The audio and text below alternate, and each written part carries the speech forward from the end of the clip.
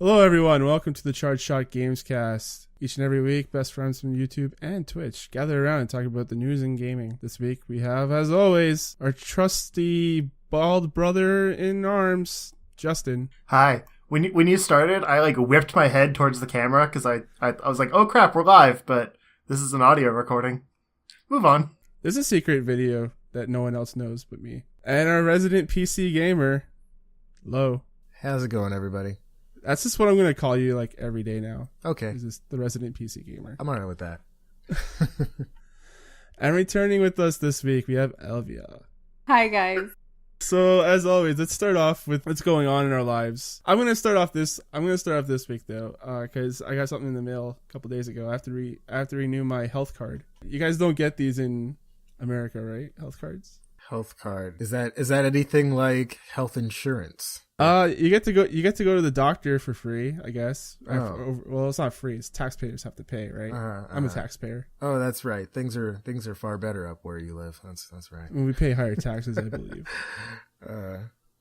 Yeah. No, that's cool. Yeah, so I have to do that. It expires every 5 years? So almost every presidential election. Yeah, that's the biggest thing that happened to me this week. Other than I actually have a microphone, guys. Can you tell? Yay. Yeah, it sounds a lot better. I mean, I was there when you were playing around with it the other night. Yeah, I've been playing around with it. I hooked it up to a mixer, and I don't want to mess with it right now because we're recording. Got them deep tones. Yeah, but I just like turning up the bass and talking really, really bassy. Drop the bass. Drop the bass. It's quite nice. I like it. Yeah, so other than that, that's all. That's pretty much what I've been up to this week. How about you, Justin?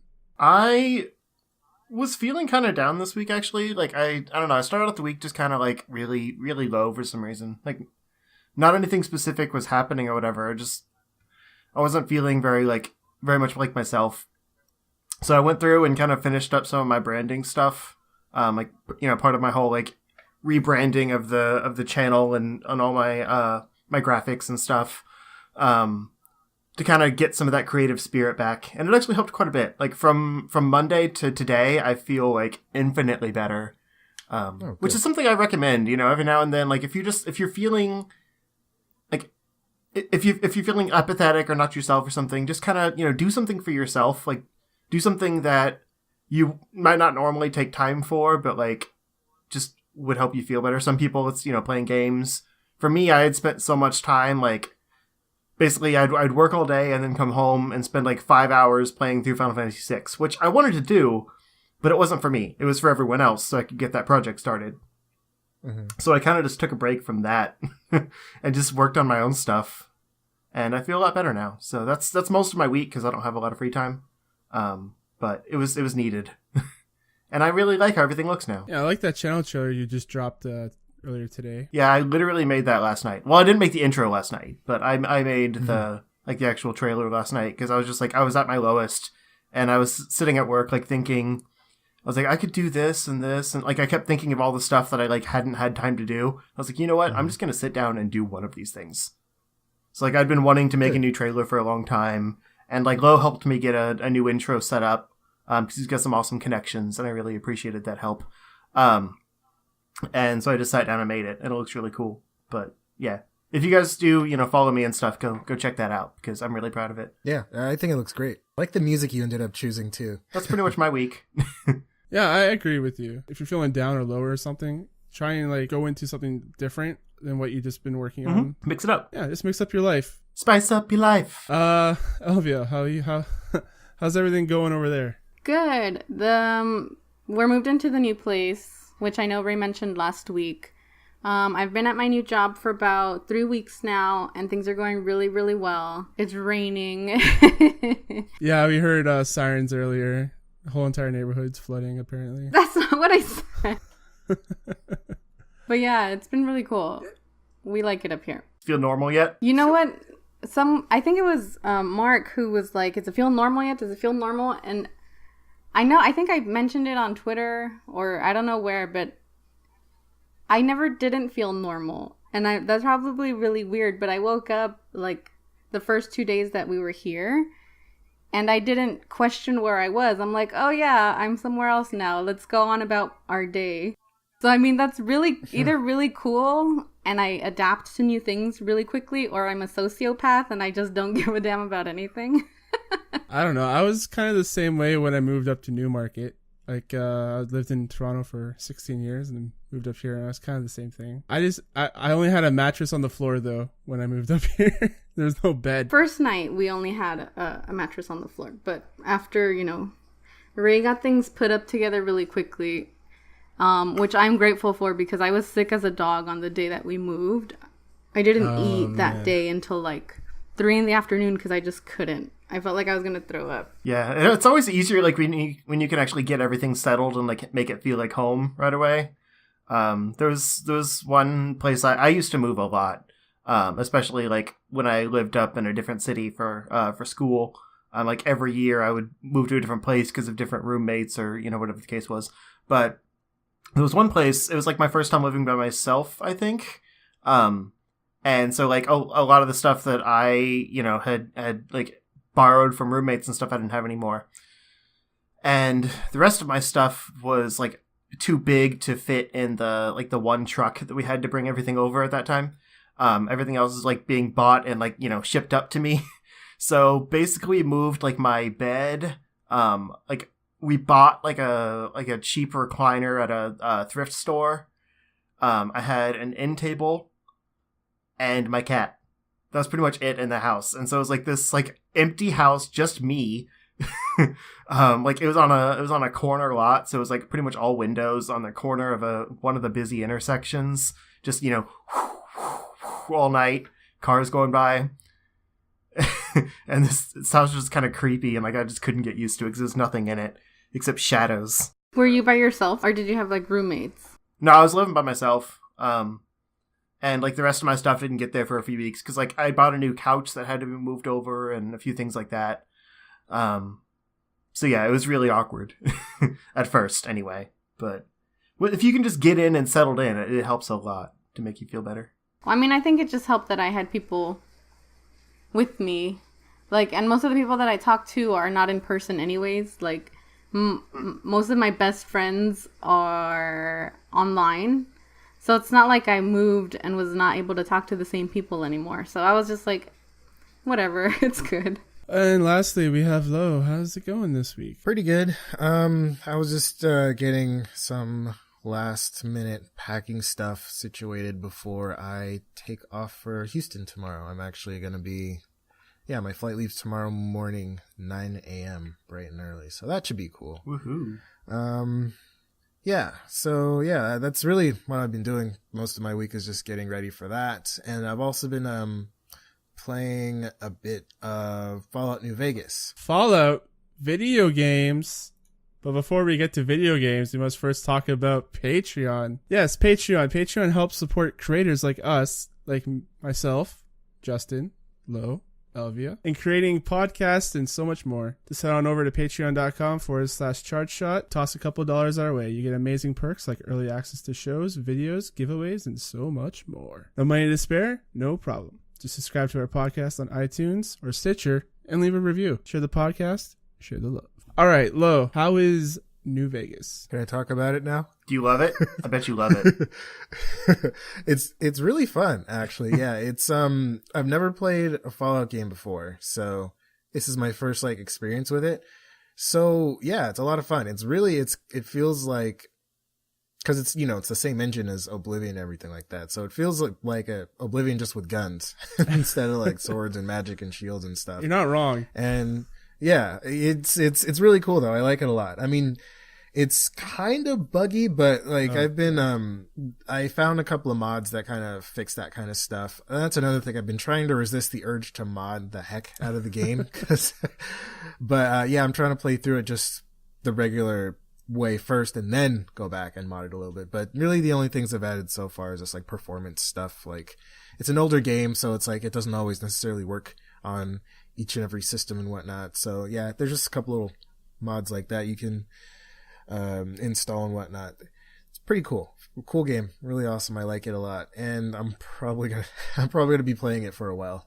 So that's really the only game I've been playing lately. Yeah, New Vegas is pretty good. Like I was agreeing with Justin last week that I think it's the better of the Fallout games, the new ones. Oh yeah. I've heard like mixed reviews as far as when people comparing it between Fallout 3 and New Vegas. Some people say 3 is better. Other people say New Vegas is I think better. it's because when 3 first came out, it was like a whole new type of game that people never played before. Right. So that's where all the praise came from. And I think 3, I mean, New Vegas just like it built on top of it and just improved it in so many ways. And a lot of Obsidian, like, I don't know why Obsidian gets so much hate on the internet from like Reddit and NeoGAF and places like that. I don't think they deserve. I think they make some pretty quality games with, of course, bugs here and there, but those Bethesda games always have bugs. Yeah, it's kind of like a thing. It was funny because one of my friends earlier, he's he's real big on Bethesda games. He sent me it's like a screen capture or some of like a tweet. It said, is this a bug or is it a feature? And then like it says Bethesda and then it says yes. I was watching a video where there was a rabbit underneath water hopping around. It was in like the Skyrim special edition. And I just that happened in one of my games once. Yeah, underwater. Yeah. Underwater rabbits, yep. I just love watching those videos because it's so ridiculous. Yeah, I think Obsidian got that same hate with KOTOR too. That was a cool game. I remember liking that a lot, actually. Well, to be fair, they had a very short turnaround on KOTOR too, also. Yeah, I like Obsidian. They seem to make pretty good games. Yeah, it's funny you're mentioning like the New Vegas stuff because I started watching Westworld. I just started this week. It's a good show. Oh. Just check it out. HBO. Whenever I abuse my, free month of HBO Now in order to watch Game of Thrones when it comes out, I like make a new account and do the free HBO Now, just like binge Game of Thrones every year, and then I cancel it. Whenever I do that, I'll That's brilliant. Yeah, exactly. I'll do Westworld also. That's on the plan. I do that same thing with Amazon. It's like, oh, you're offering me free Amazon Prime? Sure. Dude, Amazon Prime is so worth it. It's not worth it here. No, it's not. It's just not. Maybe not in Canada. Why? What's the difference? The movie selection is terrible, but they just brought that. The delivery service is garbage. Their delivery drones watch you masturbate. It's a whole thing. Well, some people are into that. True. So, Justin, let me guess your game. Final Fantasy VI. Obviously, you're not listening, because I just said I haven't played that this week. Most of this week has really been spent on branding. Like, I wasn't kidding. I don't have a lot of free time. But I actually might have played a little bit of Final Fantasy VI, like Sunday or something. Because last I was doing was, like, just going through and grinding, like, levels and items and stuff at the end of the game. So I don't remember exactly the last time I played. But I don't really want to talk about it. We'll talk about it a little bit later, but I got back into Pokemon Go because they added the second gen of Pokemon and stuff into that. And I love that generation, so of course I had to pull it back up. I usually just, like, while I'm sitting here, like, I'll load it up and be like, okay, is anything, like, gonna pop up around me? No? Cool. And then put it back down, because I don't go places. And the GPS signal at work is spotty. I'm not sure why. Maybe just because of the building. So I can't, like, walk around work and get it to register, because it can't find the signal, which sucks. This weekend, I'm going to be out of town. I'll walk around something and play, but... actually, like, just like an hour ago, I finished a little bit of Killer Instinct, the new one, after Ray was talking about it last week. Oh, really? Because it's funny, like, aside from branding, I've been doing homework all week, because next week is finals, and there's a lot still to do, like a big group project and stuff that, it's an online class, so the group is trying to get together virtually, and it's not going well. So I'm trying to get all my other stuff done so that we can just focus on the group project. And yeah, that sucks. Group projects never go well. So last night, yeah, exactly. So last night, I wanted to set Killer Instinct down. Well, I wanted to play Killer Instinct, I should say. And so I went to pull it up and saw that it wasn't installed. I thought it was. I guess maybe because I, like, redid my hard drive or something. I set it to install, and it's a friggin', like, a 30 gig game, which I did not expect. That's kind of standard nowadays for games. I guess I'm spoiled by Steam and their super fast download speeds, because I started it at like 6:30, something like that, maybe, like after dinner. I got back here and started working on stuff. So I set that up and then was editing the intro and my channel video and stuff. And I figured, like, when I'm done with this, I'll export it and then play some Killer Instinct for bed. By the time I went to bed at like 11:30, it was 60% downloaded, maybe. So, yeah, today, like, when I got home today, my plan was to finish up my homework and then, do this podcast. So I didn't think I'd get a chance. But the homework I had to do didn't take that long, and I sent a little message off to my group, got that all taken care of. So I played for like an hour. This was a whole long story. Just basically say I finally got to play Killer Instinct after wanting to all week, after we talked about it last week. And it's pretty cool. It's a bit more like a technical fighter than I like. I grew up with like Mortal Kombat, where a lot of it's just button mashing and spamming special attacks. Like, every character has like 6 to 7 cool special moves, and it's not so much about like stringing combos and stuff together. I know now it is a little bit more than it used to be. I know some Mortal Kombat fans are going to be offended. Well, that's what I'm saying. It's like when I grew up, like that's what the series felt like. If you compare it to like Street Fighter or something like that, those more technical fighters growing up, and probably Killer Instinct. I didn't really play it back then. But now I know Mortal Kombat is more of a competitive fighter and stuff. Although there's still a lot of balancing issues. Even the people that love it will admit that it doesn't stack up to like modern Street Fighter games or even like Tekken or anything like that. It doesn't stand up to King of Fighters. Yeah, they haven't made one of those in a while, have they? No, they came out with a new one, I think, last year. Oh, okay. King of Fighters is my favorite one. I think it's like 93 version, but whatever. But like, yeah, Killer Instinct is kind of a weird one because like I just had the free version, so I don't know if it's any different like mechanically if you actually buy the full thing. But you go in, I was just doing the story mode. You go in and you have 2 character slots, and so like you have your team leader, who I think by default is Jago, and then like you get different characters unlocked as you go. And so I thought that I would just like get them put into my team, but you still only have 2 character slots, so you have to trade out whoever your secondary is for the one that you just picked up. It doesn't like unlock them for the game or anything. It just means that they're like your sidekick for the story mode. In that mode, again, like if you lose health, you have to use items to replenish it, and like of course that's a consumable, so you have to like make using like ingredients that you get from fighting to make these consumables, and like you can also spend money to buy the consumables, and it's just like this whole microtransaction process that I didn't expect. I thought you just basically like you could play for free just with like the 2 characters that are in the game, or you can buy the entire thing. I didn't know it had this whole microtransaction system that I don't really like, and kind of like hurts the quality of the game in my opinion, because the story mode is like not playable for very long if your team gets hurt, which is kind of weird. But it's very pretty. It plays well. I was using the combo assist mode, so maybe it's a little bit less easy if you turn that off. But it basically boiled down to like you hit forward and continuously tap like the light, medium, or heavy buttons, and it strings together a combo. And then you can you can hit a different button for like an ender move. So I'm sure if you turn that off, it's a lot more of like actually hitting the correct button combinations to do the moves. But it kind of ended up, I just like got the computer in the corner and just smash the same buttons over and over again until they ran out of health. But the actual controls are a little confusing. There's light, medium, heavy, punch, and kick. Basically, light and medium are on the face buttons. So, like, punch is X. I don't know. Basically, like, light punch is one button, heavy punch is another button, so on and so on. And then, like, the heavies are your right bumper and right trigger, which is kind of an awkward setup if you're holding the controller, because then you have like your thumb over the face buttons, and then like your 2 fingers kind of have to be on the triggers at the same time. So instead of having like one hand on each trigger, it's like 2 fingers of one hand, like kind of all on one side of the controller at all times to do the button. I don't know. It felt uncomfortable to me. I'm sure they're fight stick heavy, but I feel like they could have done it to like the left and right trigger instead, rather than having both of the heavies on the right side. It just, I don't know, it seemed weird. But I did start to get used to it. It is fun to play. It's a little different than I expected. And I don't think I'd like really get into it. But I enjoyed it, and I'm glad I checked it out, and I'll probably play it a little bit more, but I don't know if I'd spend money on it. It came with Games for Gold for me, I think last month or 2 months ago, so I should check that out sometime. And we could probably go online. I don't know if it works with the free version. I've played more recently Street Fighter 5, and I still need to get around to playing MKX that Lou gave me a while back. Sorry, man. I've got that on PS4 though. I'm more excited for MVC Ultimate. Is that what it's called?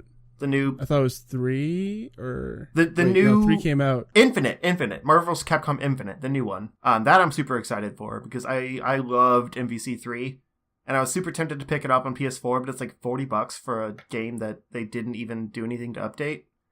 So it's kind of hard to justify. Injustice 2 is supposed to be coming out soon, I think. Yeah, it's May, I think. So Elvia, what do you have? So I have actually downloaded the Fire Emblem Heroes. I know Zero mentioned it in last week's podcast. Oh yeah, I still haven't played that. So I've actually been playing it a lot. I really, really like the Fire Emblem games. Because I am not a reactor, I'm a thinker. So like fighting games and things where you have to figure out or defend yourself on the spot, especially fighting games. I suck at fighting games. I love Street Fighter. I love Chun-Li. She's bae. Dim thighs. Those thighs. I can't play fighting games at all. Like, it just doesn't happen. The boys get me to play Smash every now and then, and I've gotten a lot better at it, but yeah. So anyways, I don't know, tangent. So I've been playing Fire Emblem on my phone, and I like it a lot. I don't know what level I'm on, but I've been playing it kind of consistently for like the past week. And then while Elijah was up here this weekend, settling into his new room, we got the GameCube that we have out. We had it out before, which just wasn't really used, and put it in his room. So we were playing Mario Kart Double Dash. Ugh, the worst Mario Kart game. No, I know people hate that game, but I love that game. That's actually one of my favorite Mario Kart games. And Elijah agrees. I don't know why it gets so much hate, but I actually really like that game. Because it's dumb. That's why. Why didn't you tell us how you really feel? I've never played it. I went straight from Super Mario Kart to Mario Kart 8, and I was like, that's my jump of Mario Kart. Mario Kart 8 is fun too, but Mario Kart Double Dash is fun in a different way. I always like trying out like the different combinations, because you know different people have different specials, and then if you put a different pair together, you get two different specials, and you flip them around back and forth. But I don't know. Anyways, I really liked the GameCube version. I like Mario Kart Double Dash, and we have it for the GameCube. Like, we have the actual disc. So we were playing it on Saturday. The reason I bring it up is because Elijah makes me laugh all the time. But we were playing, and he had Baby Luigi and, I don't know, one of the Koopas on his team. And Baby Luigi, you know when they cross the finish line, they have their little sayings. Their taunts, yeah. Yeah. So, Baby Luigi, when he wins, he says, Baby Luigi, not one. Aw. Are you serious? That's so sad. Wow. He's got an inferiority complex. He's Baby Luigi. I mean, Luigi got it rough enough, right? What I want to know is who instilled that into Baby Luigi. A younger brother. Yeah, probably. It's Baby Mario. So we played it again just to make sure that that's what we heard, because I heard it offhand and I'm like, wait, what did he just say? So we played it again, and yeah, it happened again. So Baby Luigi's taunt, even when he wins, is Baby Luigi, not one. And Elijah was like, wow, do you have these dark thoughts often? Why does Nintendo not like Luigi? Why? He had a whole year to himself, though. They gave him they gave him a whole year. I loved that year. Little Brothers Unite. And that was the worst year for Nintendo, too. Shut up. The worst year for Nintendo was the year of Metroid that didn't happen. Not bitter. Hashtag not bitter. I have played Mother Russia Bleeds. And Justin saw me play a little bit of this game. It was weird. It's in the vein of it's weird and violent. It's in the vein of a beat 'em up type game, so something like Double Dragon. And you start off it takes place in Russia. I kind of skipped through the story because who cares about stories and beat 'em up games, right? But apparently you're in Russia. You play as a Russian dude, and some dude knocks you out, drags you to this bunker, and apparently they're testing on you. You can beat up guys, and then the ones that are twitching on the ground, you can take the drugs out of them and then inject it into yourself. And what? Don't do drugs, kids. It makes Stan's cool. Yeah. No. Always winners don't use always drugs. do drugs. Don't do school. It gives you more power. Yeah, so you can inject drugs into yourself, and it makes you stronger. makes you faster, all that type of stuff, gives you a boost. Bigger, faster, I haven't played that too stronger. much, only 15 minutes. Sorry, what? I was just singing. Don't worry about it. You'll hear it later. Were you singing about drugs? No? Is there a drug song? There's a lot of drug songs. I mean, There's been have you tons seen the of drug 60s? Anything from the Beatles, really. Yeah. The Yellow Submarine? Come on. I know what you're playing at. So that's all. I only played that for 15 minutes. It seemed like a pretty cool game. I want to play more of that, actually. Yeah, 30 Flights of Loving is a very weird game. It's only $5, and it's pretty short. It's maybe 40 minutes overall. And it's a really weird game. I haven't played anything quite like it. It's got this weird art style to it. It's kind of like the Funko Pops characters with the big heads and the small bodies. And it doesn't tell a linear story. It kind of cuts up the pieces in chunks. And it does it quick scene transitions. And it tells a story about how you were going through all this bank with a loved one. And then ends up she betrays you. And you almost get your friend killed. You're trying to escape. And I won't spoil it too much if people want to check it out. It's only $5. It's in the Freedom Humble Bundle. It's probably cheaper that way because you get like 30 other games. Including Stardew Valley. Including Stardew Valley. And The Witness. Yeah, which I've also played. It's a super good I went deal. back, played that for an hour. Yeah. Definitely a pretty good deal if you haven't played any of those games or don't have them. It also comes with The Witness. It's a Humble Freedom Bundle. It should still be up whenever this goes live, so everyone go check it out. Proceeds goes to ACLU, IRC, and MSF. If you guys know what that is. I have no idea what that is. It comes with a bunch of cool games. Like, it comes with The Witness, Stardew Valley, Day of the Tentacle Remastered, Nuclear Throne, Super Meat Boy, Octodad. And almost all of those listed are like $20 games on Steam. So 10 to 20, somewhere in there. And there's like 30 of those, so. And they've already raised over $5 million for it, for those organizations. I also been playing You Need a Budget 4. Started budgeting. I have the Steam version of it. I have 103 minutes in that. Wait, is it actually on Steam? Yeah, I'm not joking. Oh. Because they have software. Like, I've got like one of the RPG Maker games and stuff on there. All right, let's pull up the news here. Newsy news tune, a newsy news tune. I'm going to use that. I'm just going to loop that over and over. That was a good one. Moving on to the news. Today in news, we have another TV show coming to you directly from Netflix. Or no, Amazon. Sorry. Netflix was last week. Amazon is this week. They're competing. So yeah, Costume Quest is going to get a TV show. Yeah, so Costume Quest is kind of like a cutesy, very light RPG where you just go around dressed as these different costumes, like a robot and a mummy. And you're supposed to rescue your little sister from these invading aliens that are stealing candy. Apparently it's made by the Frederator Studios. Frederator, there we go. I know them because they made Fairly Odd Parents. I used to watch that when I was in high school. I'm not afraid to say. So that was a good show. They've done quite a few cartoons, if I'm not mistaken. I watched Fairly Odd Parents until they brought the dog on, and then I stopped. I didn't even know they brought a dog on. And they also made they've also made Adventure Time. I like Adventure Time.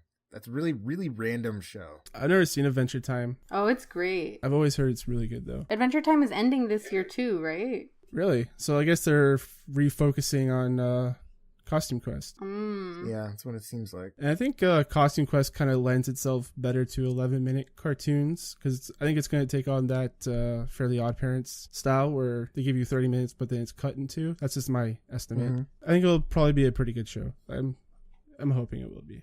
I think it will be. They make pretty good cartoons. They also made Danny. I think they made Danny Phantom, but don't quote me on that. I only say that because it's the same they style. Did. They were created by the same guy, I believe. Fairly Odd Parents, Danny Phantom, Tough Puppy. Tough Puppy. Oh my god, I haven't heard Tough Puppy in so I've long. never heard of that show.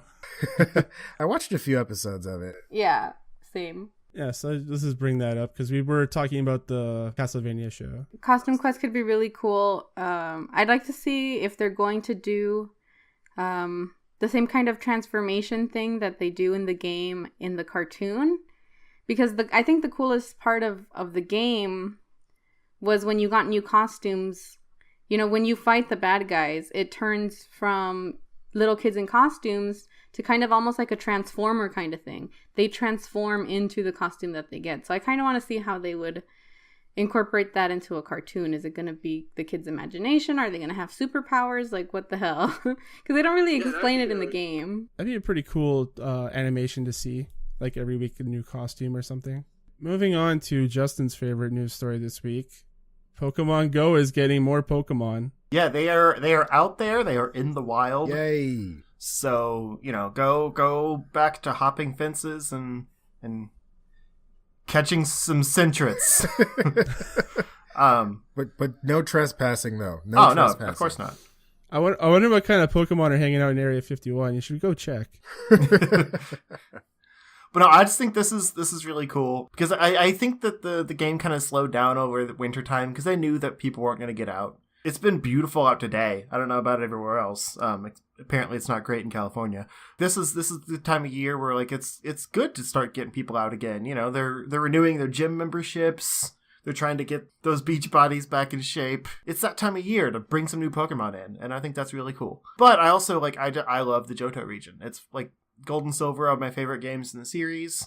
Although Sun and Moon are getting close. I don't know. Yeah, so I'm excited to get back in. I don't know. Like, I had stopped mostly for a while, except, like, if I would go out somewhere, like, if I'd go, to a different city or something, I'd check just because new region, new stuff pops up sometimes. But now I'm, like, regularly checking it again. And also, just a quick note, they brought in more than just the new Pokemon. They brought in some new berries that change how you interact with them. Like, I think it says there's a Nana berry, which will slow the movements of wild Pokemon. I assume meaning that they don't like lash out as often. Maybe they don't run as much, something like that. The Pineapple berry will double the amount of candy earned from catching a Pokemon if the next ball thrown yields a successful catch, which is pretty awesome. Kind of a risk-reward type thing. And then they changed up the interface a little bit, which I think looks really nice. They added genders. They separated out the berries from the balls, so it makes it a little easier to navigate your items. It's a cleaner interface. They also put a silhouette of the evolution of the Pokemon whenever you catch it, so you can actually kind of see like what it turns into. So like some kids that might not have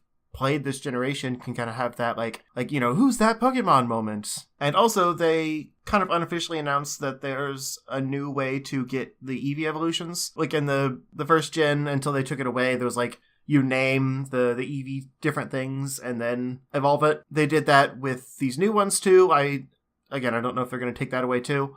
All right, we're moving into, of course, every week we have here Nintendo Switch news. 2 weeks, y'all. 2 weeks. Well, by the time this goes live for the Slowpokes, 1 week. So yeah, this week we have in Nintendo Switch news.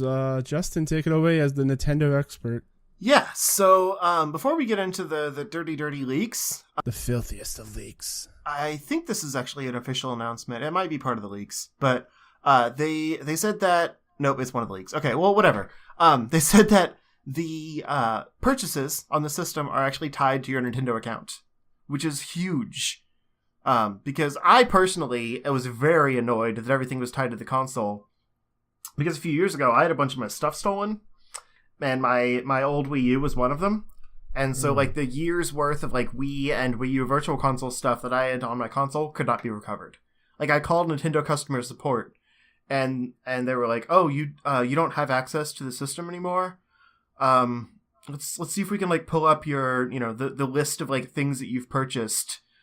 And then, like, the call got disconnected. Oh. So, yeah, right? Suspicious. And I tried to call back, and there wasn't an answer. So, yeah, their customer support's kind of dicks, for one. But also, they really don't care. Like, if you didn't have the console, oh well, it's done. Like, if it breaks, if it gets stolen, whatever the case is, it was gone. The person that, put all the leaks out that we're going to be talking about, so that your Nintendo account contains your Nintendo eShop purchase history and current balance.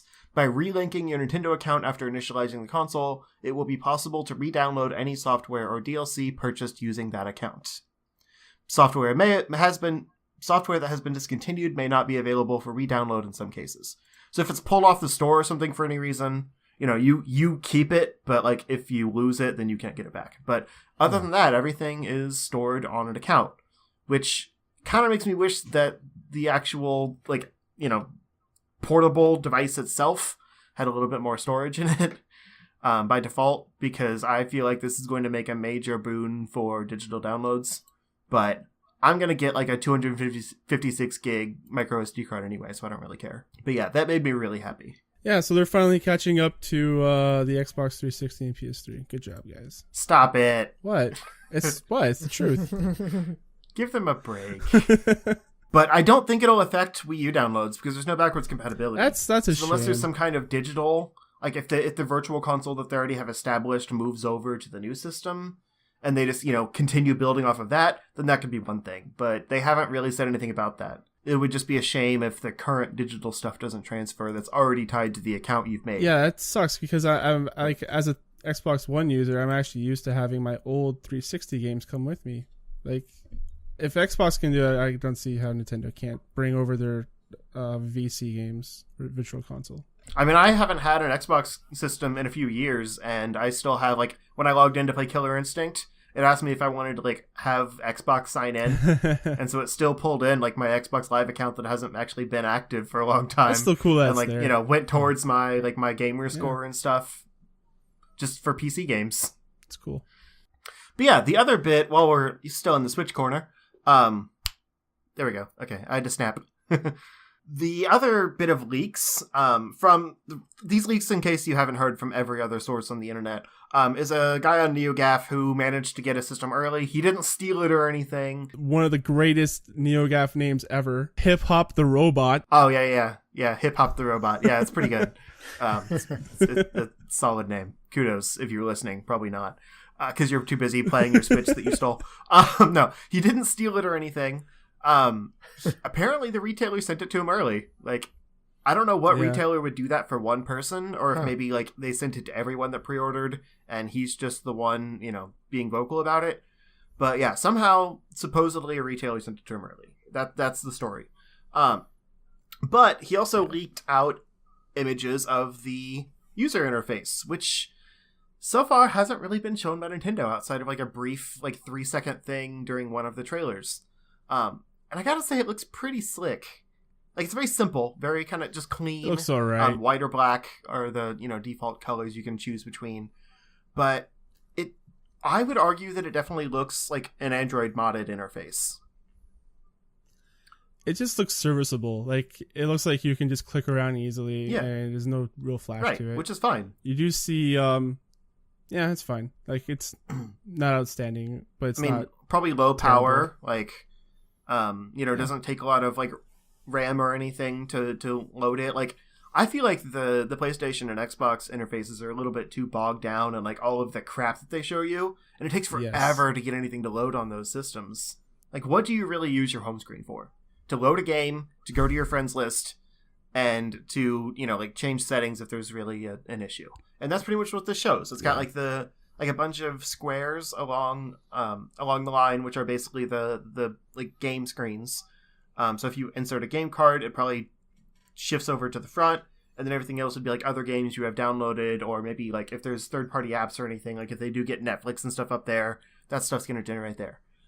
There's time, there's the Wi-Fi symbol, battery, the active user in the corner with an icon designating which one is which. And then kind of underneath the area with the game blocks is what looks like a notifications panel, the store icon, what I assume is like a gallery, like the image gallery of your share button, the Joy-Con symbol, which is probably for like pairing the controller and any other controllers that also pair to your device, and probably syncing like the systems to each other, settings, and power. And that's it. Like, it's very clean, straightforward interface. And it's also, the first form of it. I'm sure as more things come out, they'll add more. But what has me interested is looking further down on the list of the screenshots is themes. And so I'm expecting Nintendo to go all out, kind of like what they did. Oh yeah, like I said, right now there's only white and black, but I'm sure they'll add more. I'm expecting like Mario, Zelda, Metroid. I keep bringing up Metroid just to bother you if you haven't noticed. Podcast over.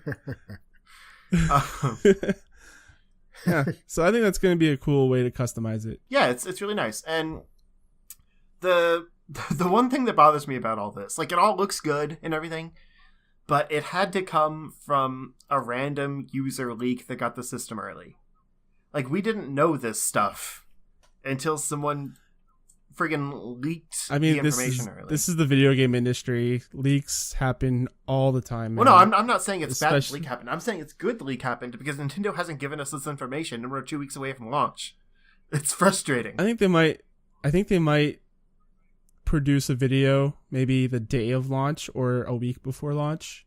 They might have more stuff for us. See, in what the I've heard is a store. lot of people basically saying that, like, right now Nintendo's just kind of coasting because they were planning 2 million units for launch, which is not a lot, really. And pretty much those have sold out. Like, a few places have reopened pre-orders. I'm sure maybe if some people have canceled, they've realized they have a few more that they can put up or whatever. But pre-orders are essentially closed because that 2 million limit is done. So Nintendo doesn't really have to worry about convincing people to buy this thing because the stuff that's going to be available for like the first month of launch is already sold. You know, it's accounted for. Mm-hmm. So I feel like a lot of their like next information is going to come after launch because the early adopters don't care about that information if they're already buying it. And that's kind of a tacky way to look at it from a standpoint of someone making this system and trying to get it sold. Like, you should want to put that information out. You should want to convince people to buy things. If they don't... I don't know. They're still doing the rounds with the media. Like, they're still doing videos or shopping around their games. 1-2 Switch. Yeah, they're showing off the I just saw games. a video, a new one. They had that whole New York event that was like a week or two ago. There's still so much about the system itself we don't know, though. And I agree with what a lot of other people are saying, in that it's probably just because it's not ready yet. Like, the games are looking solid. You know, everything is obviously functional. But I feel like just the system isn't necessarily ready for its own launch. And they put it out early for the, for investors, because their year was looking bad. And so they figured this is a good way to earn, some quick money before the end of the fiscal year. And then next year, they can start focusing on actually pitching the thing to people that aren't, immediately sold by it. And it's kind of a shame to see that, but, I mean, I get it. Like, they're selling them.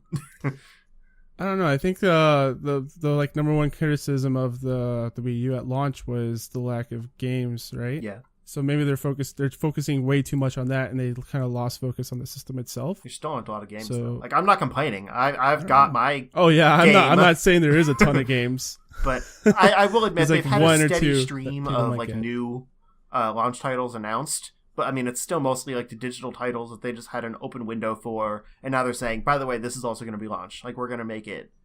It's not like big releases or anything coming for launch. But that's the kind of stuff they should have nailed down before they had that conference. Like, all of the stuff that's come out since then should have been at that conference. And it makes me think they're basically like building this stuff as they go, and so they're announcing it as soon as they know. Well, I mean, they had Switches at PAX South, so the consoles had to have been ready for them to go I mean, there. dev units have been out for a year. I mean, a guy got one at retail, so I mean, it's ready. It's out there. Well, You know what it's I mean? ready as in, like, the interface is built. The games are gold. I mean, they're obviously developing new content for Zelda, which I'll get to in a second. But it doesn't mean that the system is as ready as it could have been in like 6 months. Like, the fact that the online system I know what isn't you're saying. really built yet. Like, I get what you mean. they're doing like the free trial for it because essentially the services aren't where they need to be. Like, they don't have any of that information of how friend lists and stuff work, and all we really know is about that app, which there's even still very little information about. And that's all the stuff that, like, I feel like they're just not saying because they don't know. They're still working on it. They don't want to tell us anything that isn't true yet. Or they're trying to figure out a way to tell without making themselves look bad. Yeah. On kind of a related Switch note, for the first time ever, as everyone seems to be making a big deal out of, they are developing DLC for a mainline Zelda game. The packs are essentially... I should say the pack, because there's really only one that actually matters. And it's coming this holiday. That includes a new dungeon, a new story, which I assume is just like an expansion to the existing story. Probably like some other land mass that they're tacking on, or like, maybe... Why is original story in quotes? Right, I don't that's get that. what's kind of weird. It's like, maybe it's a separate thing, like it's, from the main menu you select this. But yeah, that pack sounds really cool. Like, that's actually new content for the game, and that's awesome. That's what I want from Zelda DLC. But the rest of it is meh. Well, at launch, there's like some treasure chests, which one of those they already said is a Switch T-shirt. Who's gonna use that so in game? fucking lame. That's gonna so look tacky. fucking lame. Yeah. Yeah, you can run around as tacky Yeah. Link. But yeah, the second pack or the first pack, I guess I should say, is okay. It's a new Cave of Trials challenge, which not okay. I'm unclear if that means that there is no Cave of Trials since adding the Cave of Trials, or if it's a new section of the existing Cave of Trials. Oh, like a new challenge in the Cave of Trials? I'm not really sure. Okay. And then the hard mode, and also in quotes, a new feature for the in-game map, which I assume is something along the lines of like helping you find treasure chests or something like that. Again, cool stuff, but not things that really need to be DLC. The only way that the hard mode would be valid as DLC, because generally with Nintendo, I assume that they finish the game and then they start thinking about their DLC. So anything that they put out would take a little while to develop, and that's why they put this release date on it. So the only way I would think that a hard mode would be, valid for DLC, like something that shouldn't have already been included, was if it actually changes the game somehow, like a Master Quest type thing. That could be kind of cool. Mm-hmm. But if it's literally just like the Twilight Princess, hard mode where like you take or hero mode, yeah, that's what it's called. Wind Waker HD. Yeah, that's garbage, and that should not be DLC. It's so super. But yeah, none of the stuff in the first pack appeals to me. Can I get the second pack just by itself? That's what I was gonna say. All of this is a season pass. Like it's only sold as a season pass, and it's $20. So it's not bad, really. I mean, I'll pay $20 for new Zelda content. It's not that big a deal. I'd pay $10 just for that second pack. And that's what they're getting you. It's like they know that's probably a $10, maybe $10, $15 package. So they're like, we'll throw this other stuff in and charge more for it. Which is what it comes across to me. That's why the hard mode's probably just a hard mode. The Cave of Trials is probably just like an endless mode. The new feature is probably garbage. Like, there's nothing to the other packs, but they bundle it so it looks like a better value, and that's fine. It's like an appetizer. Yeah, exactly. You could put on your Switch T-shirt and run around the Cave of Trials until this holiday, and then you get the real meat. It's an appetizer that makes me sick. You can starve until the holiday, dang it. It's not a great value, I will say that. As a Zelda fanboy, it's a little bit disappointing. But a lot of people I've seen like on Twitter and stuff have been like bemoaning the idea of DLC in Zelda. And that to me is dumb. Care. Like they think it's a bad idea? Why? Because, well, I guess they're saying that the sanctity of the game is ruined or whatever. But sanctity, like with this garbage stuff, I feel like that's like ruining the message of the DLC. But like I think of things with the first pack, I like agree. Ocarina of Time and Wind Waker are the two main examples of cut content from a Zelda game. Like Ocarina of Time was supposed to have, I think, one more dungeon, which the Ice Cavern replaced. As kind of a mini dungeon. That was supposed to be like a full like ice dungeon. There might have been another one, I can't remember. And then Wind Waker was supposed to have 2 extra dungeons, which were essentially those 2 islands, like the Ice Island and the Fire Island, like the volcano. Those were supposed to actually be full dungeons where you got those items. But they had to cut them because they ran out of time. And, to me, DLC is not a bad thing. Like, you put out the base game, and then anything else that you didn't have time to develop, you can work on afterwards and still put out. Like, you're basically just providing more content to the people that buy it. There's nothing wrong with that. If they could add, like in this case, if they could add an extra dungeon, like put those dungeons into those games after they were released originally, people would have been super happy. Of course. They probably would have preferred the game be delayed, but that's just not how the the business works. Like, you have to make money, you have deadlines, there's financial quarters, there's investors to please. Like, it's this whole thing. It's not just, here's some money, make a game, take as long as you want. Yeah. Like, not everything is The Last Guardian. But this means that, like, let's say, the game wasn't ready for March. Like, they didn't plan to actually release it in March. But they did because they wanted to get that in the Switch out because, like I said, investors and all that crap. So, let's assume this dungeon was originally supposed to be in the game, but they ran out of time to develop it. That means that this DLC allows them to put the amount of content that was supposed to be in the game into the game. And yeah, you're paying $20 extra for it. But games are expensive to produce now. I feel like I've made that rant before. Like, we should be paying more than we are for games because they're much bigger productions. And you don't have to buy that. Yeah. If you want to spend $60 on the game and get the amount of content that comes in the package, great. You know, you are allowed to. You don't get what I assume was originally a cut dungeon, because I don't think they could develop an entirely new dungeon in that time. This makes the Zelda games cheaper, in my opinion, because they've done stuff like this before, like adding new content to games, to the previous games. Like, I think the first time they did it was with the DX version of Link's Awakening, right? They added in a new dungeon, they added in a color mode, but you had to buy that as a whole separate game, right? You couldn't have just paid an extra $10. Yeah. Which, I mean, I don't think that was something they originally planned to put in, unlike the ones I mentioned, like from Ocarina of Time and stuff. But yeah, it was extra content put out in a new game. Yeah, exactly. So I don't know. People complain about all types of bullshit. And like with Twilight Princess, they put out the remaster of that, and it had a Cave of Trials mode, which I think you actually had to have the Wolf Link amiibo to unlock.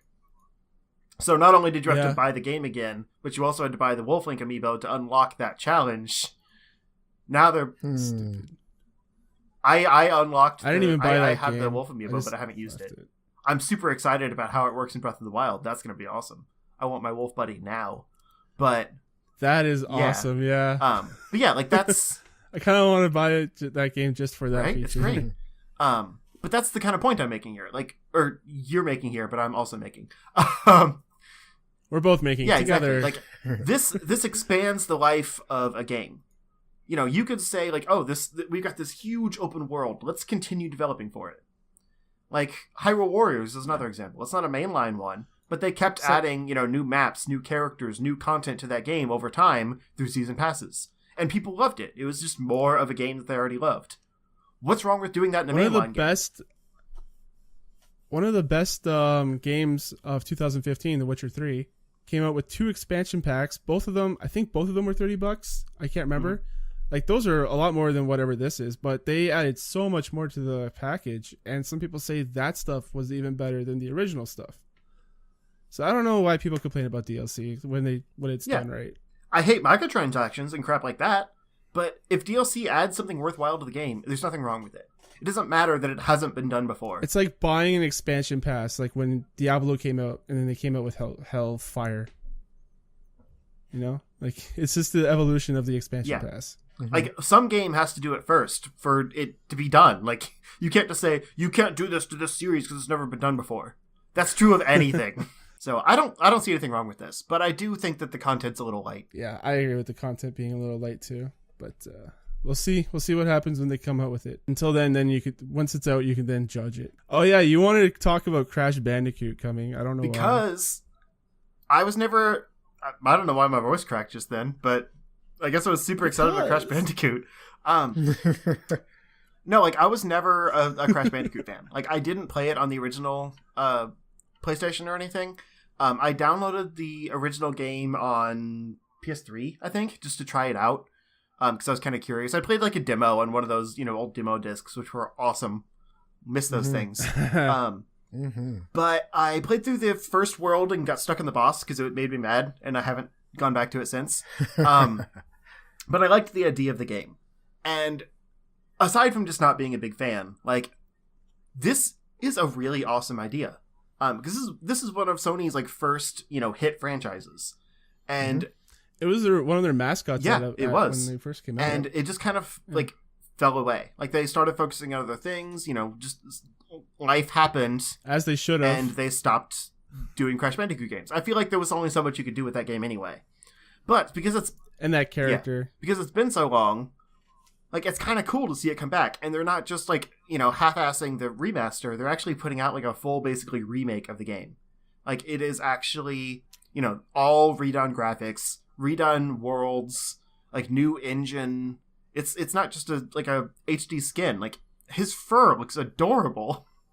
And, like, the worlds look really nice. They've added new content, like, some new bonus levels and stuff like that. Plus, it is the first 3 Crash Bandicoot games for $40. Like, anyone that might have missed this series could not pass up this deal. I guarantee it. Like, if you have a passing knowledge of Crash Bandicoot and a curiosity, it's worth $40 for 3 games. Like they're really smart with their marketing on this, and if it sells well, they'll probably use this same engine. They've got all the assets built and everything, and make a new Crash game. Why not? They've already done all the work. Yeah. I've never played this game. I played it at a friend's place one time, and I was like, "Oh, this isn't very fun." And then it's simple. It's very run and jump. But anyways, I would love to. I'd love to try it out again. Like you said, it's not that much. They've redone the whole thing, which is how people should look at how to do a remaster. This is the way to do it. And what would put it over the top for me to get this game is if they had all the commercials that they had when they played them during that time. Yes, please. Those commercials were the Japanese commercials. Yes. I haven't seen the Japanese commercials. What are those? They played them on the Kind of Funny Morning Show a few days ago, and I was just listening to it because I listened to everything at work. I freaking love podcasts at work. But it was so cool to see the American one because the dude's in the mascot and he's got like a megaphone just like shouting random shit. It was so weird. I'll try to find there's like a 15-minute loop of the Japanese commercials, and I'll find them and post them in Discord. All right, cool. I'll put them in the show notes. But yeah, the point of why I put this in the docket is because like just from a nostalgia standpoint, like you can't pass this up. Like I said, if you have a passing interest, why would you miss it? And I really do think that there's a market for these older games now. Like the remake they did of like the original Ratchet and Clank. Sure, it was technically like a version of the movie, like it was a movie game. But the movie was essentially a retelling of the first Ratchet and Clank game, so that makes the new game a remake of the first game. It's like a snake kind of eating its own tail. And that's another series that was one of PlayStation, well, the PS2, I guess. Wasn't it? Yeah. PS2's like biggest hits. And it was kind of starting to get stale, so they kind of rebooted it, started it over, and it's one like the best game in the series now. And I think there's a market for these games again. Like with everything going grimdark and realistic, it's kind of refreshing to see these kind of things come back. And like you said, it's a testament to what can be done with a actual like remaster. Rather than just like putting on an HD scan and calling it a new game for $60. So I wanted to get the announcement out there that this game is coming, and it looks great, and it's a really good value. And I think it's coming June 30th. June 30th they announced. So keep an eye out for that during the summer drought. It's gonna be a lot of content when there's nothing else coming out. I was just saying, Crash Bandicoot it's a classic. It was one of the first games I ever played when I got my PlayStation 1 way back in the day. Gosh, I'm old. Anyways, but awesome games. Actually, I think it's also really cool. It's one of those games where you don't have to collect all like the little pieces of whatever, but like if you do, like you get like an extra little like bonus ending or whatever. So that was pretty cool. I think the only one I 100% completed was the second one. Not sure why, but I just like, I'm gonna 100% this. Why not? Because I'm usually not that completionist at all. But yeah, Crash Bandicoot, really solid series. They have that. They kind of had like they took a unique sort of spin on the whole platforming thing, like with the whole putting the camera behind the character as opposed to the side view, the traditional side view. I think that's one reason why it caught on, because it was like it's this big different thing that not everybody else was really doing. And it just worked really, really well. And it was also one of the only games that had levels where you're actually running towards the camera, rather than like you said, to the side or like kind of up. It was revolutionary graphics wise at the time. Like what Naughty Dog could do with that game on PS1 and basically make it look close to like a PS2 game was very impressive as far as the textures and models and stuff were concerned. But also it was kind of revolutionary as far as how it like defined the platformer genre. Yeah. They did a lot of different things, like you said, like the running towards the camera. Like I like that too. They switch it up. They even do sometimes in some levels. They will switch to that side view just for the sake of the old school kind of platformer side view sort of deal.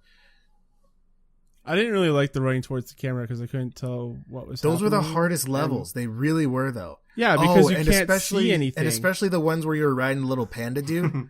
Not panda, the polar bear. Polar bear is a little polar. Why did I say panda? Because pandas are adorable. Pandas are adorable.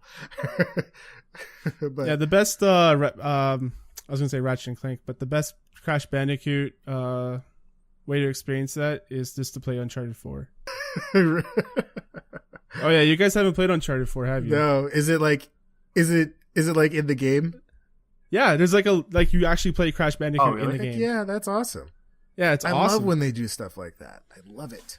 Like Nathan Drake is like at home dad, and he's not a dad, but he's at home husband, and he's just playing Crash Bandicoot, which is his wife's game. That's rad. It's hilarious. And can you actually play the it's a good game? part. Yeah, you can challenge for her high score, which is hilarious if you beat it. Okay, that's pretty great. Yeah, And that's probably why there's renewed It's interest pretty in the cool. series. So, kudos to Naughty Dog. Smart marketing. Very, very. Yeah. I was going to say, I really like Crash Bandicoot because it's one of those games that it doesn't really matter what your level, how good you are at games. You could be really bad and be a total noob, or you can be a seasoned pro gamer, and you're still going to have just as much fun with that game as the next person. It just translates really well for everybody. Except the ridiculously hard boss battles. Well, it's still fun. You're probably not going to do that well, but you'll still have fun playing the rest of the game. Yeah, that's true. Because, that was another thing. Like, when you die, like, it was all the different ways of dying, and they're all hilarious. Mm-hmm. They're all, like, the slapstick, cartoony ways, fall off a cliff or, get flattened and that kind of stuff. In recent YouTube news, I'm sure most people have heard because PewDiePie is the biggest gamer on YouTube. So most people already know this. But recently, PewDiePie was dropped by Maker Studio, which is a subsidiary of Disney. And I actually don't know if a lot of people know that because Disney tends to keep its name out of people's mouths unless it needs to be there. But PewDiePie was dropped by Makers, and it was because of racially driven... I don't know if we actually want to say what he said. No. It's all out there. It's fine. It's all out there. If you look it up, you'll find it. But basically, PewDiePie made, and not just in one video, it's been kind of a trending thing with him, where he's been linked to racist and hateful comments towards a group of people. And a lot of people were really upset. It was brought to Maker's attention. Jews. Yes. It was brought to Maker's attention, and he was promptly and swiftly dropped from Disney's payroll. Also, his YouTube Red show was canceled. Right. After the whole thing with Makers and after he was dropped, YouTube Red dropped his Scared PewDiePie. And I heard he lost some sponsorships, but I don't know the details on which sponsors those were. He then came out with what was supposed to be an apology video, but basically said, like, the media is taking this too far. It was supposed to be a joke. So I don't know why people are saying this, but basically that's not what I'm saying, so everybody should get over it, which doesn't sound like an apology to me. I can't stand anything more than an apology that's not an apology. It's like, just own up to your fucking mistakes, man. Be a man. Did. I mean, he did, basically. Like, I don't watch him. I didn't watch this video, but I watched, like, clips of it, like, pulled directly from it, not summarized on news sites that just, want clicks. And he basically did say, like, I realized that, I meant this as a joke, but I realized it did not come across that way to everyone. My audience comes to me for, a certain kind of humor, and I tried to deliver on that, and obviously I failed, and for that I'm sorry. But, to the news sites that are just using this as a reason to get clicks, like, those guys are, like, I don't remember the wording used there, but basically those guys are dumb, and they shouldn't be, capitalizing on like false things, because basically like the point is it wasn't a big deal until like people that don't watch him got a hold of it. His audience was fine with what he was doing. He can't claim to know what everybody that watches him believes. Right. Not only that, he's watched by a lot of really young people who are gonna take his, they're gonna take what he's saying one way or the other. He can't claim to know what everybody who watches him thinks or believes.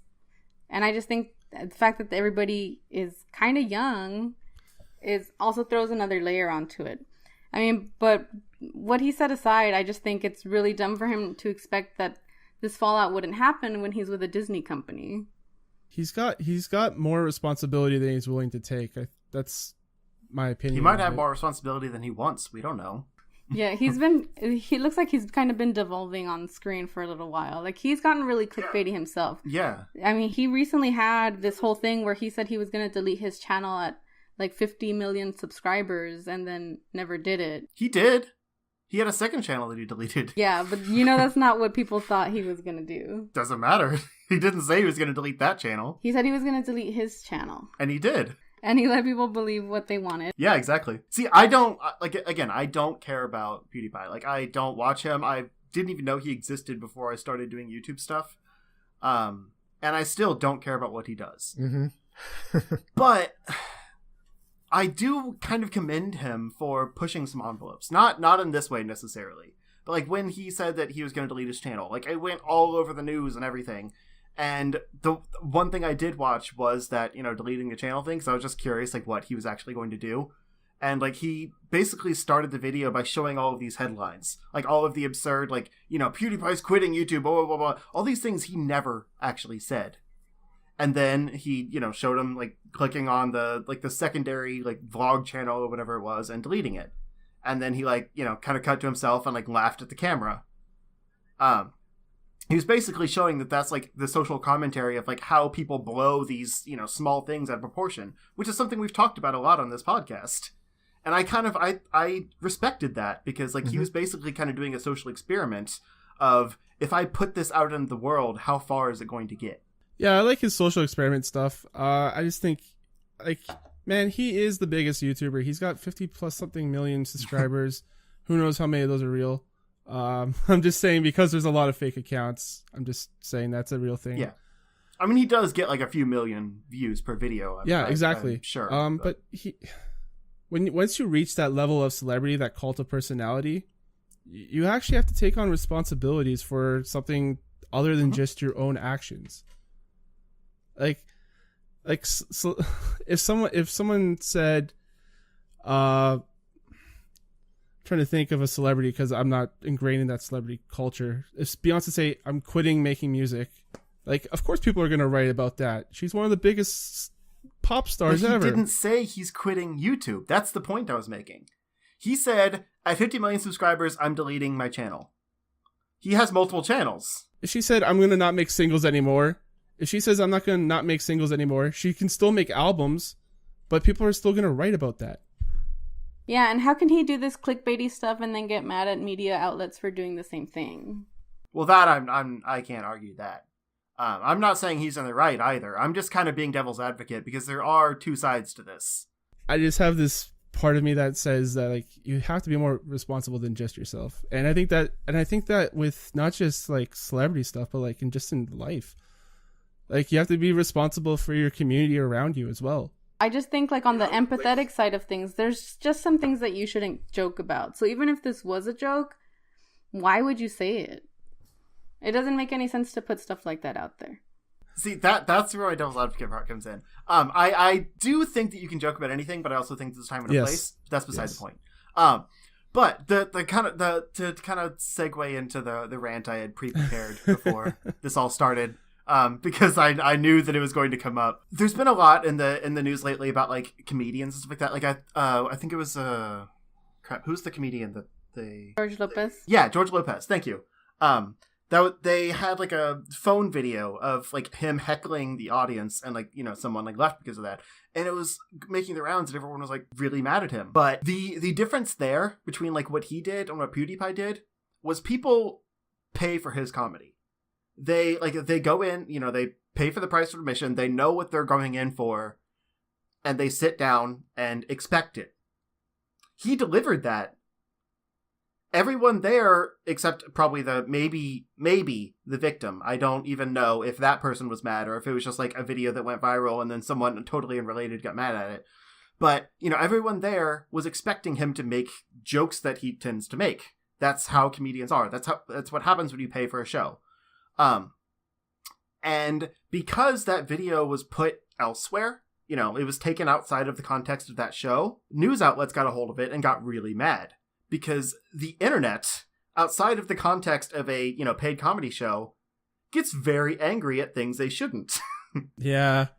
The difference between that example and PewDiePie, for example, is that PewDiePie's content is regularly available. It is out there in that social media landscape where anyone can come across it and, devour it for free. he's getting paid on the back end, but, you know, they are taking it in for free. And so, like you said, he has to kind of be a sort of role model. He's not, you know, putting in a private show for people that know what to expect from him. If he was, he could get away with whatever he wanted. To do that, he's got a large enough audience. If he doesn't want to be on YouTube anymore, he could go ahead and put his videos behind a paywall and people could pay for it. Exactly, and that's kind of where I'm getting to. Like, I don't necessarily think that... Well, I do think what he did was wrong, but I understand why he did it. And I do think we kind of need to see it from his side as well, because there's different culture over there. He's Swedish. He's, you know, he lives in Europe. Like, I actually think right now he, like, lives in England or Scotland or something like that. But the point is, like, American mentality, like, you know, Asian mentality, all of that stuff is going to be different. And because we're in a global economy, you know, like this landscape that everyone sees everything from all around the world, we all take it in differently. And what he might mean by something, like, he might find it relatively harmless because he's not aware of, you know, how the rest of the world would perceive this. He's just going in with his, like, Swedish, you know, like, more kind of, like, isolated mindset of what he grew up with, where he probably never had the issues of those issues that we have. And then when other people say, hey, this is bad, that's when he's like, oh, okay, I get that, you know. Like, I didn't see it that way, but I get it. There are cultural differences between how we see things and how other parts of the world see things. Again, I don't think that makes it right, but I can understand why he would think that it's more okay than we would. Also, I don't have anything against the guy at all. Like, I was a fan of his from earlier on, and I know about the good stuff that he's done, like all the charity work he's done. He's done a lot. He's done a lot of great stuff to help out the planet, like the planet. But sometimes you can just step too far, and like your actions have consequences. That's what people don't understand, is that you do have the freedom of speech, but your speech has consequences. Exactly. And so he's not going anywhere, but it makes sense that he got dropped by people that, you know, have a say in his money-making ability, because they, again, like I've said this before too, they have to, you know, cover their losses and stuff. And if people are going to be mad at him and take it out on the people, like, financing him, they got to pull out. It's just like... and that's their right to. They can do that. Exactly. Like, he can do whatever he wants for free.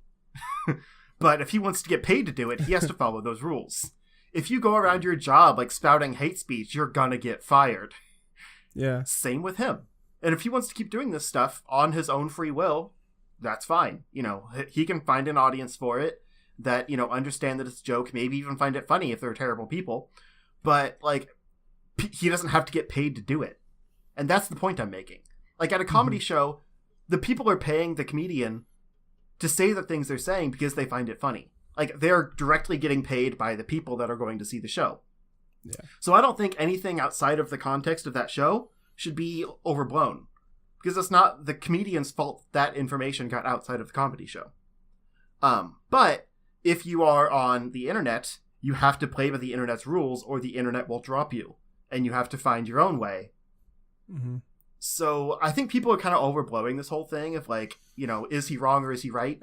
That doesn't matter. He's an entertainer on the internet. He can say and do whatever he wants, just like we can in our, you know, in our podcast, or anyone can make death threats on the internet. Like, everyone has their right to say whatever they want, in quotes. But they have to accept the consequences. They have to be able to, you know, make their own way once those consequences happen and figure out the next steps. Oh, well. Yeah, I'm 100% agree. I don't know. People just need something to freak out about, and it gets exhausting. That's kind of that's like the nature of American media, like, altogether, is just hyperbole. I think we just need to take everything at face value and just move on. Is that it? Is everyone done ranting? Elvia, you have anything to say, Lo? I'm winded, so yeah, I'm good. I don't know. I didn't really have much to say about the PewDiePie thing. He always kind of annoyed me. Plus, he's just so loud, and I'm a headphone user too, so it's just like, no, sorry, not subscribing, buddy. I honestly, I watched more Markiplier back in the day than PewDiePie, but it's just I mean, this is just pretty much Justin said it all when he said, you know, you can say whatever he wants, but, you know, if you have a sponsorship with a, you know, major corporation, they kind of have a say in the things that you do and the content you put out. And if, you don't play by the rules, then they'll just say, hey, you're done. And I'm sure, he's done stuff like this before too. So it's not like they just dropped him out of nowhere. It's like, oh, we're dropping you because you're PewDiePie. Yeah. It's not that, it wasn't even that kind of a thing at all. And, it's like Justin was saying, like, he can say whatever he wants on his own platform, but as long as he has these sponsorships and stuff like that, he's a little more accountable for the stuff that he says because, he's affiliated with, these other. Yeah, we've seen stuff like this happen all the time. Like Tiger Woods got dropped by a bunch of companies when he got his scandal. That dumb swimmer guy, Ryan Lochte, is that it? Yeah. I thought it was something Phillips. How did I get the sports reference? Come on.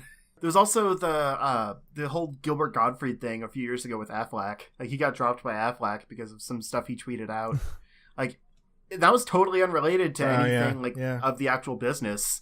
He just he tweeted out some stuff on his personal account, and they're like, "Yeah, we can't be associated with you. Sorry." Yeah, so this stuff has happened all the time. Yeah, people that are in these high spots of celebrity know how how the game is played. The only reason this is getting so big is because, one, news outlets like clicks, and two, it's PewDiePie. That's the only reason. This is nothing new. Right. He's the biggest name in, I would say, internet, like the internet in general, the biggest internet celebrity. Yeah. He was on freaking South Park. They made an entire episode around him. I do wonder, though, what's going to happen to Revel Mode now, though, because I don't know if you guys, I'm sure you guys know, but, Revel Mode was his own little baby along with Makers, and they had Jacksepticeye and Markiplier and, Emma Blackery or something on there. A whole bunch of YouTubers under Revel Mode and Makers. So since it was PewDiePie's baby, is that going away too? Nothing has been said about that. If he owns it, then it's his. If it was a part of Maker, then it's hard to say. If he's part owner, that's the touchy thing. Is how how is he even going to continue to get more sponsorships? Because anyone that agrees to sponsor him is going to be, hey, you're that company that is okay with anti-Semites. It's a tough situation now. It's hard to clean a reputation. Yeah, but you can do it. Yeah, I think it was PewDiePie's baby, but I think it was in partnership with Makers. And, looking at the Revel Mode website and their Twitter, I haven't seen any announcement of any changes. PewDiePie's picture is still on the website and on their promotional stuff, so I have no idea what's happening with that. Yeah, it could be how the ownership works. If he's a 60% owner and they're 40, then maybe they drop their 40% stock. Someone else picks it up, and it continues on as a new partnership. But it's hard to say. Yeah. If anyone else out there wants to weigh in on our conversations, you can email me at thomas@chargeshot.com, or you can find our lovely, lovely guests here. Elvia? We are Fishing for Cookie on YouTube, Twitch, Instagram, and Fishing for Cookie with the number 4 instead of the word 4 on Twitter. Awesome. Justin? I am Zero Score on pretty much a good majority of the places. Twitter, YouTube, Twitch, Snapchat. I always forget to say that one, but I'm on Snapchat if you want pictures of my cats mostly. Oh, yeah. I uninstalled Snapchat because it kept giving me fake notifications. I was like, I'm annoyed. Delete. What? I've never seen that. But yeah, that's pretty much it. I don't really like social media that much, so I kind of just stick to those. But I'm Zero Score on the places, so. Who likes social media anymore? And low. Twitter, YouTube, and Facebook. Nero the Hero. In Nero and Hero, the E's are 3s and the O's are 0. And you can find me, Thomas, at Tainted Cane on Twitter. You can also email me at ChargeShot, thomas@chargeshot.com. Till then, guys, have a good one.